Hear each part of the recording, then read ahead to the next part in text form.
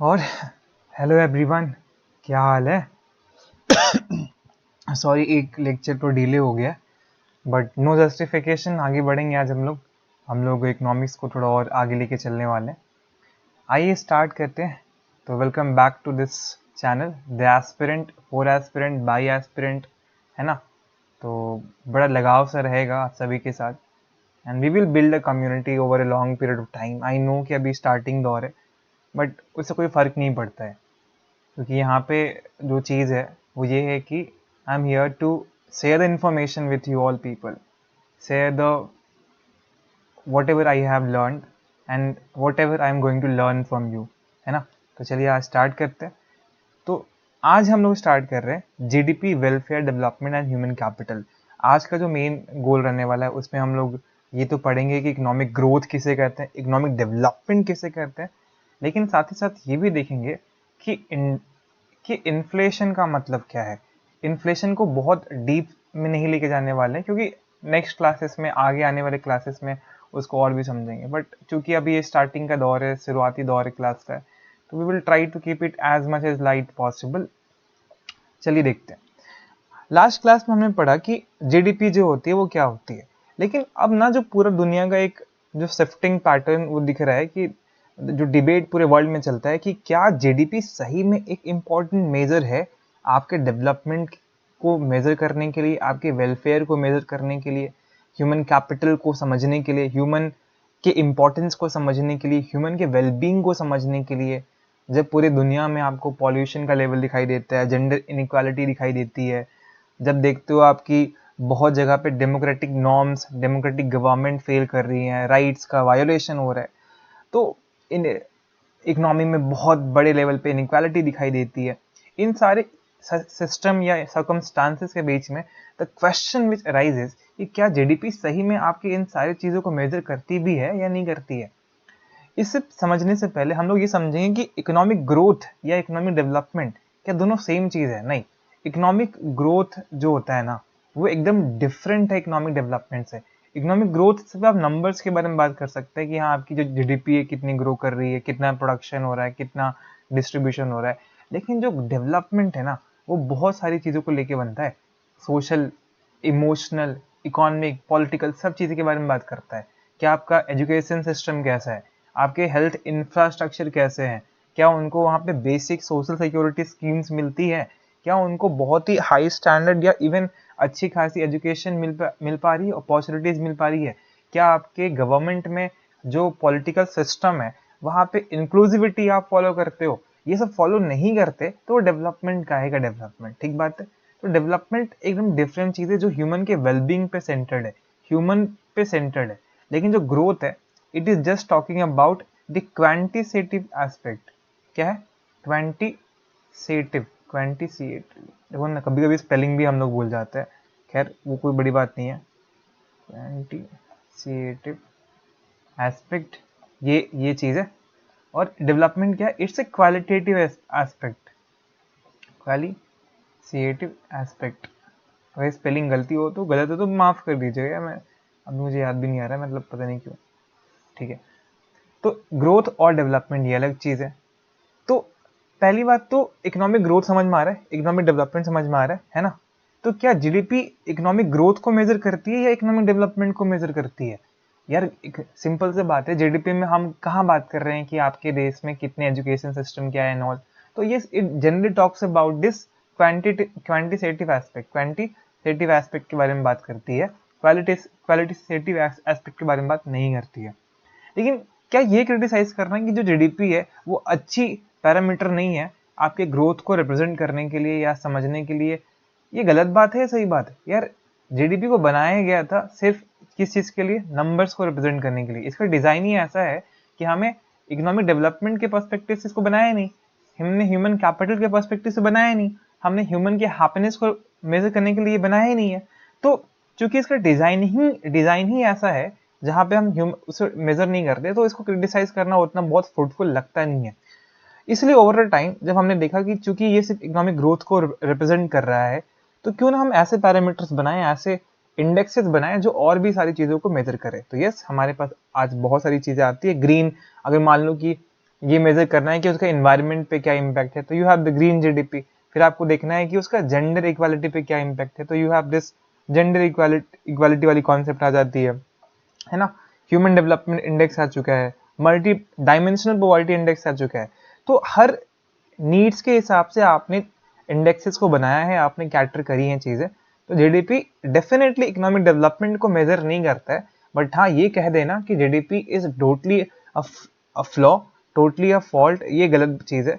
आपको और डिटेल में चीज़ें जाननी है तो आप उसको नए नए इंडेक्सेस के साथ लेके आ सकते हो, नए इंडेक्स बना सकते हो, डिफरेंट चीज़ें इसमें कर सकते हो। ठीक बात है ना।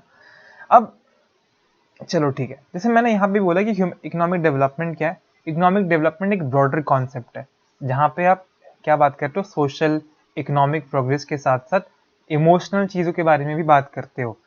जैसे इकोनॉमिक ग्रोथ आपके लिए बहुत वाइटल तो है, एक नेसेसरी कंडीशन है डेवलपमेंट के लिए, लेकिन क्या ये सिर्फ सफिशिएंट कंडीशन है?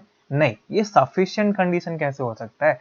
एक डेवलपमेंट गारंटी नहीं कर सकता है। ऑल तो भारत का एग्जांपल ले लीजिए, हमारी इकोनॉमिक ग्रोथ तो बहुत फास्टेस्ट इकोनॉमिक ग्रोथ है, बट कैन वी से कि हमारा जो इकोनॉमिक ग्रोथ है उसके चलते भारत में इकोनॉमिक डेवलपमेंट हुआ? नहीं, हमारे पास आज भी हेल्थ की उतनी अच्छी फैसिलिटी नहीं है, उतना अच्छा इंफ्रास्ट्रक्चर नहीं है, एजुकेशन फैसिलिटीज नहीं है, एम्प्लॉयमेंट उतना जनरेट नहीं हो पा रहा है। But yes, we do have the problem, but we are going to deal with this. ये हमें ही सॉल्व करना है, ये हमें इसको टैकल भी करना है। नाउ ये तो समझ में आ गया कि इकोनॉमिक ग्रोथ क्या है, इकोनॉमिक डेवलपमेंट क्या है, जीडीपी के मायने क्या है। अब आता है कि ह्यूमन कैपिटल। ये ह्यूमन कैपिटल क्या है? आपने बहुत बार सुना होगा कि ह्यूमन एक रिसोर्स है, ह्यूमन एक कैपिटल है। तो कैपिटल का मतलब क्या है? याद है आपको, उस लास्ट क्लास में हमने पढ़ा था कि कैपिटल एक इनपुट के तौर पे यूज किया जाता है, और यानी कि कैपिटल एक मीन्स के तौर पे यूज किया जाता है ना, मीन्स के तौर पे यूज किया जाता है जिसका कोई इंड गोल होता होगा, एक रास्ता है किसी चीज को अचीव करने का। तो क्या अचीव करने का? ह्यूमन कैपिटल एक रास्ता है किस चीज को अचीव करने का? अपनी प्रोडक्टिविटी को अचीव करने का। प्रोडक्टिविटी आप जान ही रहे हो, लास्ट क्लास में हमने पढ़ा है। तो human capital is a mean to achieve the end which is nothing but a productivity। productivity किस चीज का productivity है? वो आपके प्रोडक्शन में हो सकती है, आपके इकोनॉमिक ग्रोथ में हो सकती है, डेवलपमेंट में हो सकती है, कहीं पे भी। अगर आप ह्यूमन कैपिटल को, ह्यूमन रिसोर्स को एज अ यूज कर रहे हो, अब ये कैपिटल जो आप ह्यूमन कैपिटल जब बोल रहे हो तो उसमें कौन कौन सी चीजें आएंगी? आपने एजुकेशन में इन्वेस्ट करा, कैपिटल क्या है? इन्वेस्टमेंट ही तो है। आप एजुकेशन में इन्वेस्ट करते हो, हेल्थ में इन्वेस्ट करते हो, इस इन्वेस्टमेंट के थ्रू आपका मेन गोल क्या है? आपको जॉब लेना है, ये तो एंड गोल है आपका, है ना। तो मीन्स क्या हो गया? ये एजुकेशन, ये हेल्थ, ये सारी चीजें, ये सोशल सिक्योरिटी, ये आपके चीजें हैं। ये क्या चीज है? ये आपके ह्यूमन कैपिटल है, ये मीन्स टू एंड है। जब आप ह्यूमन बींग्स को कैपिटल के तौर पे यूज करते हो, दैट इज ह्यूमन कैपिटल। और ह्यूमन डेवलपमेंट जो है उसमें एजुकेशन, हेल्थ का बहुत बड़ा रोल है। अगर ये दोनों चीज नहीं है ना, तो मान लीजिए कि आपके देश की इकोनॉमी ठप हो जाएगी, आपका देश का इंफ्रास्ट्रक्चर कोलैप्स कर सकता है, आपकी देश की जो, जैसे क्यों बोलते हैं कि भारत में जो यंग माइंड्स हैं, जो यंग पॉपुलेशन है, इसका बहुत बड़ा बेनिफिट लिया जा सकता है। आपको भी पता हो, क्योंकि यंग माइंड के पास एजुकेशन है, यंग माइंड को अगर आपने एजुकेशन दिया, आपने हेल्थ अच्छी कंडीशन करी, they can use it as a means to achieve the economic development, जो कि इंड गोल हो सकता है। इसलिए इकोनॉमिक कैपिटल इतना हाईली इंपॉर्टेंट है। अब यही इकोनॉमिक ह्यूमन कैपिटल क्या करेगा? आपको हायर इनकम देगा, जिसके चलते आप फिर से उसी को इन्वेस्ट कर सकते हो ह्यूमन कैपिटल में। और जब आपने ह्यूमन कैपिटल को फिर से और इन्वेस्ट करा, फिर से आपकी ग्रोथ ऑफ इनकम हो जाएगी। तो क्यों लोग, जो भी डेवलप कंट्रीज हैं, जितनी भी बड़ी बड़ी कंट्रीज हैं, वहाँ पे उनका एजुकेशन सिस्टम अच्छा है, वहाँ पे उनका हेल्थ सिस्टम अच्छा है। अगर यही नहीं होगा तो सिंपल सी बात है, उनकी प्रोडक्टिविटी हाई नहीं होगी, और डेफिनेटली उनके यहाँ पे भी economic growth, high level of human capital, ये सारी चीजें नहीं हो सकती हैं। ठीक बात है, समझ में आ रहा है? अच्छा, ये जो चीज़ है ना, कार्बन टैक्स, ये सब हम लोग नेक्स्ट क्लासेस में कभी पढ़ेंगे ये डिटेल में।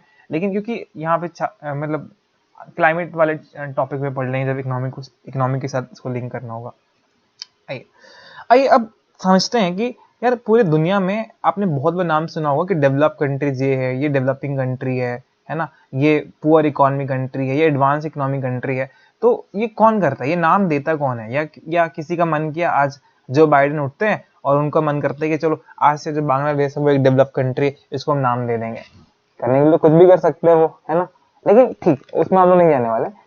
वर्ल्ड बैंक और इंटरनेशनल मॉनेटरी फंड ने अपने क्लासिफिकेशन दिए हैं। हम जनरली वर्ल्ड बैंक और आईएमएफ की क्लासिफिकेशन को समझते हैं कंट्रीज के इसमें, कंट्री से किस चीज में, क्लासिफिकेशन के कॉन्टेक्स्ट में। जैसे वर्ल्ड बैंक ने अपने दुनिया के पूरे इकोनॉमी को क्लासिफाई करा है कि वहाँ की जो ग्रॉस नेशनल इनकम है पर कैपिटा है, यानी कि वहाँ पे जो एक इंसान है पर पर्सन कितना लोग कमा रहा है, एक इंसान की जो एनुअल इनकम है उस एनुअल इनकम के बेसिस पे जब उन्होंने क्लासिफिकेशन करा है तो उस क्लासिफिकेशन के आधार पे इन्होंने 3 कैटेगरी बनाई।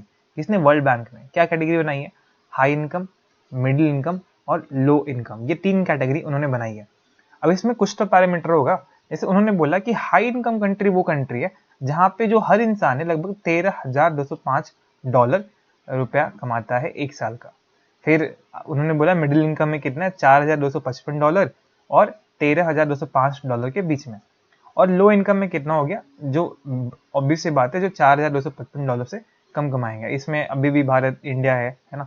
मिडिल इनकम में ऑल दो इंडिया जो है लो, मतलब आप अगर देखोगे तो ये लोअर मिडिल में आता है, ठीक है। हायर इनकम में आपकी यूएसए वाली, यूएसए कंट्री आएगी, ऑस्ट्रेलिया आ जाएगा, जापान आएगा, ठीक है। फिर जितने भी वेस्टर्न कंट्री जनरली आते हैं इसमें हाई इनकम कंट्री से लग्जमबर्ग आ गया, ये सब आ जाते हैं। India belongs to lower middle group, जैसे यहाँ मैंने बोला, क्योंकि अभी जो रिसेंटली है 2,500 हमारा डॉलर है, लगभग 2 लाख 2.5 लाख के आसपास हम साल की कमाते हैं, तो बहुत ही कम है। Still we are on the way, बहुत टाइम लगने वाला है, but let's be optimistic about this. उसके बाद वर्ल्ड इकोनॉमिक आउटलुक, जो कि एक रिपोर्ट आती है आईएमएफ की, इंटरनेशनल मॉनेटरी फंड की रिपोर्ट आती है। इन्होंने क्लासिफिकेशन जो किया है वो एडवांस इकोनॉमीज के फॉर्म में और emerging market and developing economies में किया है। जैसे आपने सुना होगा कि इंडिया जो है एक इमर्जिंग मार्केट है, इंडिया एक डेवलपिंग इकोनॉमी है, ये सब बोला जाता है। अमेरिका जो है वो एडवांस्ड इकोनॉमी है। तो ये जो क्लासिफिकेशन है ये इंटरनेशनल मॉनेटरी फंड की क्लासिफिकेशन है। अब इसमें क्या पैरामीटर, इसमें इन्होंने 3 पैरामीटर दिया है। क्या क्या पैरामीटर दिया है? पहला कि आपके यहाँ पर कैपिटा इनकम क्या है, जैसे जनरली अभी हमने जो यहाँ पे भी डिस्कशन करा था, तो पर कैपिटा इनकम एक पहला कैटेगरी हो गया। दूसरा, आपके यहाँ पे कितने ज्यादा प्रोडक्ट्स की एक्सपोर्टिंग होती है, यानी कि एक्सपोर्ट डाइवर्सिफिकेशन कितना है। और तीसरा, आपकी जो इकोनॉमी कितनी ओपन इकोनॉमी, यानी कि कितनी कंपनीज यहाँ पे, आप कितने देशों के साथ एक्सपोर्ट इंपोर्ट करते हो, कितने देशों की कंपनीज आपके यहाँ पे आती हैं, इन्वेस्टमेंट कर सकती हैं, कितना रेस्ट्रिक्शंस कम है आपके मार्केट में। जैसे मान लो कि अगर एक कंपनी है भारत में, एक सेक्टर है, मान लो कि डिफेंस सेक्टर है, और डिफेंस सेक्टर को हमने बोल दिया कि यहाँ पे 2% से ज्यादा का इन्वेस्टमेंट हो ही नहीं सकता फॉरेन डायरेक्ट इन्वेस्टमेंट के फॉर्म में, यानी कि you are restricting this sector from the foreign players. तो ये रिस्ट्रिक्शंस के चलते आपकी जो ये सिस्टम है वो बहुत ही वेल कनेक्टेड नहीं है ग्लोबल फाइनेंशियल सिस्टम के साथ। तो उसको कितना आप इंप्रूव कर पा रहे हो, ये बात यहाँ पे कहा जा रहा है। इन तीनों के बेसिस पे आपने ये क्लासिफिकेशन करा है, ठीक है। तो सो फार वी डिस्कस की ये सारी चीजें हैं, जहाँ पे हमने पढ़ा कि इकोनॉमिक डेवलपमेंट क्या है, इकोनॉमिक ग्रोथ क्या है, और जीडीपी कैसे एक बेहतर पैरामीटर हो सकता है, लेकिन अभी उसमें काम करने की जरूरत है। उसके बाद हमने देखा कि क्लासिफिकेशन ऑफ द कंट्रीज क्या है, डेवलपिंग कंट्रीज कौन कहलाती है, एडवांस इकोनॉमीज क्या है, इमर्जिंग मार्केट, डेवलपिंग इकोनॉमीज के बारे में हमने देखा। Now let's move to this next and very important topic, ये है आपका इन्फ्लेशन इंडाइसेस। इन्फ्लेशन इंडाइसेस का मतलब क्या है? ये इंडाइसेस का मतलब है, ये इंडेक्स का ही ये प्लूरल फॉर्म है, ठीक है। जैसे अब इंडेक्स का मतलब क्या है, सबसे पहले समझते हैं कि इंडेक्स का मतलब क्या है। इंडेक्स बेसिकली एक नंबर होता है जिसका मेन पर्पस ये है कि कितना चेंज हुआ है, उस चेंज को दिखाने के लिए हमने कुछ पैरामीटर या हमने कुछ एक टूल बनाया है। तो इंडेक्स एक टूल है, एक नंबर है, जिसका मेन मकसद क्या है, ये दिखाना कि चेंज कितना हुआ, रिलेटिव चेंज कितना हुआ है किसी भी एक्टिविटी में, समय समय पे कितना चेंजेस आया है, उसी चीज को इंडेक्स कहा जाता है। जैसे मान लो कि अगर किसी इकोनॉमी में प्राइस में चेंजेस आ रहा है, प्राइस चेंज को हम लोग जानते हो इन्फ्लेशन बोलते हैं, तो उसके लिए हम लोग इन्फ्लेशन इंडेक्स यूज करते हैं, ठीक है। तो अब जनरली क्या होता है कि जब भी हम इंडेक्स यूज करते हैं तो हम लोग बेस ईयर में मानते हैं कि वो 100 है, और उसके बेसिस पे मानते हैं कि मान लो 2011 में 100 बेस पॉइंट है। ये बेस पॉइंट जो 100 है कोई रुपीज नहीं है, कोई कुछ भी नहीं है, बस हमने एक कंसिडर किया है, एक इमेजिन किया है, एक पॉइंट माना है। मान लो 2011 में 100 था, 2012 में ये हो गया 120, यानी ग्रोथ कितना हो गया 20%। तो उसी तरीके से हम लोग यहाँ पे भी यूज करने वाले हैं जैसे मान लो कि इन्फ्लेशन इंडेक्स का ही हम लोग एग्जाम्पल लेते हैं, यहाँ पे कितना है 100 रुपये या 100 कुछ भी है, 100 बेस पॉइंट है 2010 में, और जैसे मैंने बोला कि 100 एक जस्ट रिप्रेजेंटेशन है और कुछ है नहीं। 2011 में ये मान लो कि 10 में ही 100 था, 2011 में 10% का ग्रोथ हुआ और ये 110 हो गया। तो इन्फ्लेशन कितना इकोनॉमी में हो गया अगर आप कोशिश करोगे, सॉरी, समझ में आ रहा है? जैसे मान लो 100 इंडेक्स यहाँ पे 2011 में है और 110 हो गया 2012 में, तो कितना ग्रोथ हो गया 10%। तो आपकी इंडेक्स या इन्फ्लेशन कितना हो गया 10% हो गया, सिंपल सी बात है।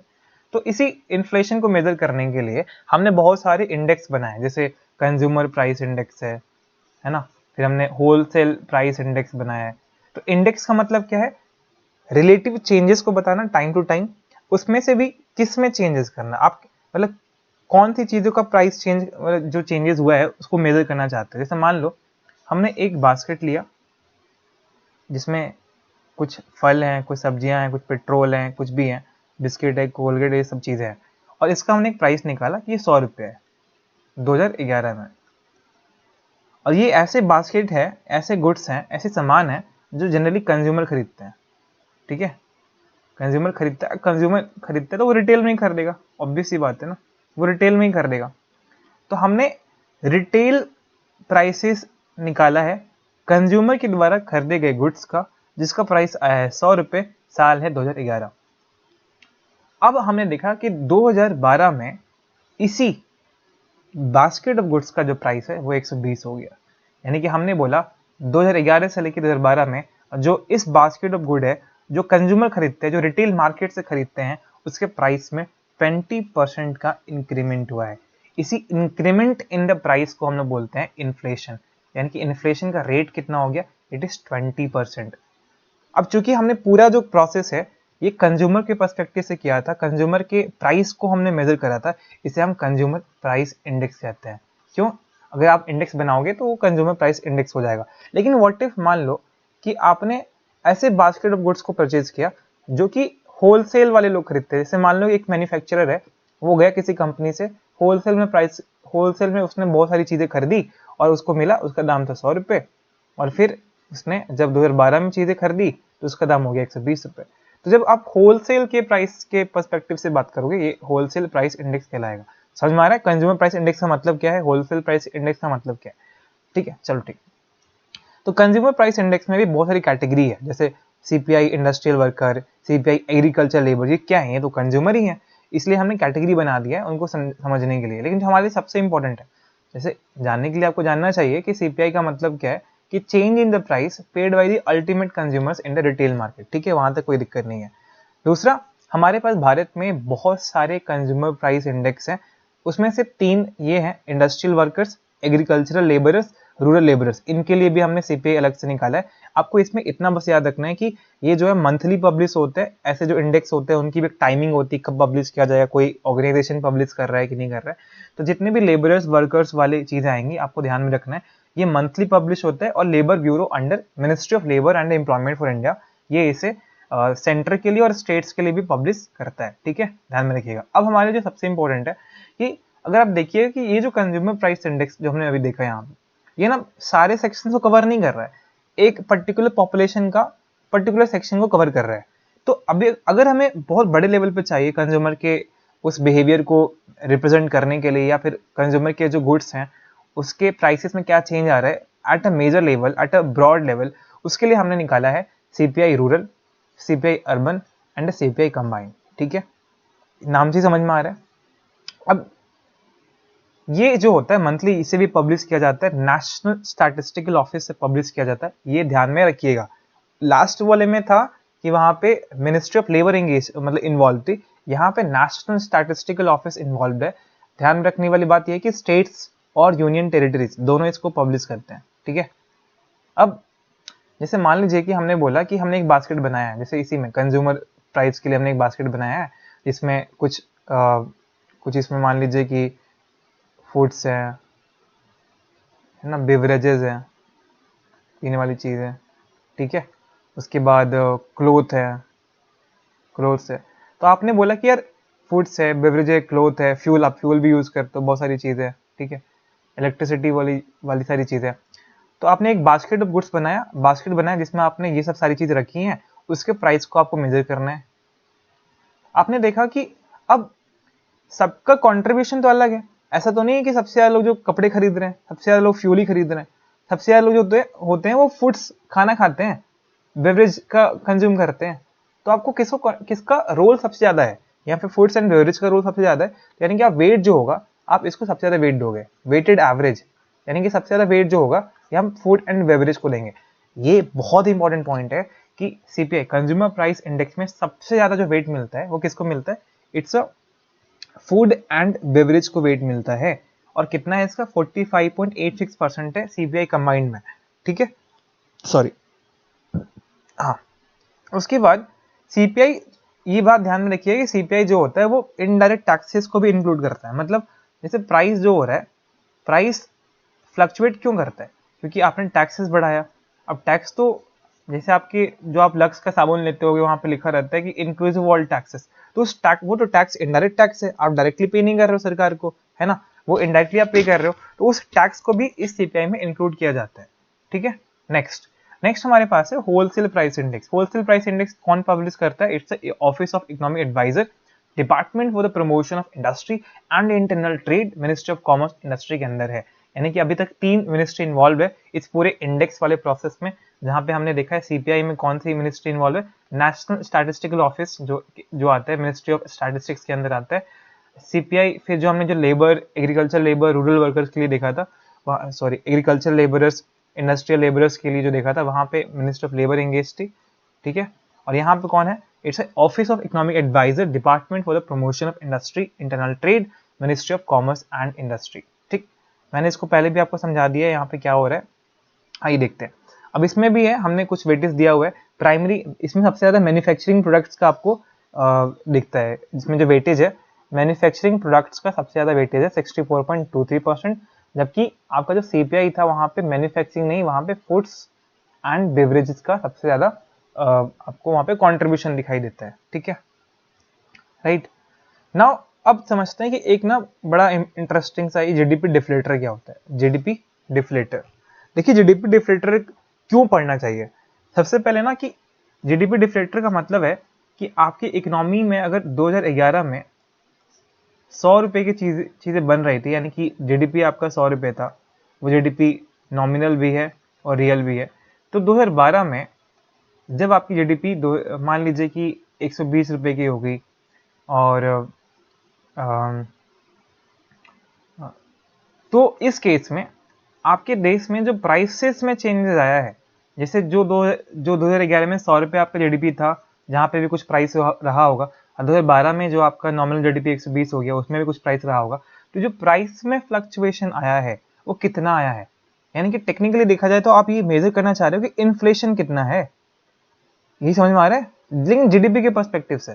तो जीडीपी डिफ्लेटर क्या है, मान लो एग्जांपल में कि भारत है वो 10 केजी गेहूं प्रोड्यूस कर रहा है, जहां पे दाम कितना है 10 रुपए, एक वीट प्रोड्यूस कर रहा है 2012 में, जहां पे उसका दाम है 10 रुपए, और 11 केजी वीट प्रोड्यूस कर रहा है 2013 में 10.5 रुपए में। तो अगर हम देखें वीट का 2012 में 100 रुपये ये हो गया इनका, और यहाँ पे कितना हो गया, जो भी जितना आएगा आप निकाल लीजिएगा, 115.5 के आसपास। तो 2012 से 13 में अगर आप देखेंगे तो कितना परसेंटेज का जो इन्फ्लेशन आया है, मतलब मान लीजिए इफ, क्या नाम है यहाँ पे देखते हैं, सॉरी कहाँ गया, हाँ, तो नॉमिनल जीडीपी कितना है 2013 में अगर आप देखेंगे तो 11 केजी, और आपका यूनिट कितना था 10.5, यानी कि 1.5 इतना। लेकिन जो रियल जीडीपी 2013 में है वो कितना है, पहले क्वांटिटी आप निकाल लीजिए 11 केजी, और प्राइस क्या होगा आपको पता है कि रियल जीडीपी जब भी हम निकालते हैं प्राइस बेस ईयर का होता है, तो बेस ईयर यहाँ पे 2012 है, जहाँ पे प्राइस कितना है 10 है, यानी कि 10, यानी कितना हो गया 110, 115.5 नॉमिनल जीडीपी और रियल जीडीपी। तो अगर आप नॉमिनल जीडीपी को रियल जीडीपी से डिवाइड करोगे तो जो चेंज इन प्राइस मिलेगा वही क्या है, आपका जीडीपी डिफ्लेटर है। फिर से मैं बता रहा हूँ जीडीपी डिफ्लेटर का मतलब क्या है, ये क्या बताता है, जीडीपी डिफ्लेटर बताता है कि उस साल में, सेम ईयर में, जो आपका नॉमिनल जीडीपी है उसको आप डिवाइड कर दीजिए रियल जीडीपी के साथ, तो ये क्या बताता है, ये बताता है कि आपने जब क्वांटिटी सेम रखी, जैसे मान लीजिए यहाँ पे देखिए आपने 2013 की क्वांटिटी ली है, सेम रखी है, लेकिन जो प्राइस है, एक प्राइस उस करंट ईयर का लिया है और एक प्राइस अपने बेस ईयर का लिया है। यानी कि आप यहाँ पे प्राइसेस में चेंजेस को देखने के लिए जब जीडीपी को यूज करते हो तो उस चेंजेस को हम लोग क्या बोलते हैं, जीडीपी डिफ्लेटर के नाम से जानते हैं कि जीडीपी कितना डिफ्लेट करे, कितना कम हुई है। ठीक है, अब ये जीडीपी डिफ्लेटर को निकालता कौन है, it is by NSO, national statistical office ही निकालता है, क्वार्टरली इस चीज को निकाला जाता है, ये ध्यान में रखिएगा, क्वार्टरली। ठीक है, नेशनल स्टैटिस्टिकल ऑफिस क्वार्टरली निकालता है, अदरवाइज जितना भी आपने सीपीआई देखा है वहां पे सब मंथली निकल रहा है, ये भी ध्यान रखिएगा। सीपीआई हो गया या फिर होलसेल प्राइस इंडेक्स हो गया, वो सब मंथली निकाला जा रहा है, राइट। चलिए ठीक है, अब यहाँ पे कुछ आपको मैं सीपीआई, डब्ल्यूपीआई और जीडीपी डिफ्लेटर के बीच में कुछ टर्म्स, कुछ इंपॉर्टेंट लाइन्स है जो आपको याद रखना है। पहला चीज है कि होलसेल मार्केट जो मार्केट होता है वहां पे आप सर्विसेज को कैलकुलेट नहीं करते हैं। जैसे आपने जो बास्केट ऑफ गुड्स बनाया है वहां पे जो प्राइसेस आप यूज कर रहे हो वहां पे सर्विसेज की प्राइसेस आप यूज नहीं करते हो, ठीक बात है। उसके बाद साथ ही साथ ये इन्फ्लेशन को इंक्लूड नहीं करता है, जबकि सीपीआई और जीडीपी जो डिफ्लेटर है वहां पे इन्फ्लेशन यूज होता है, पहला।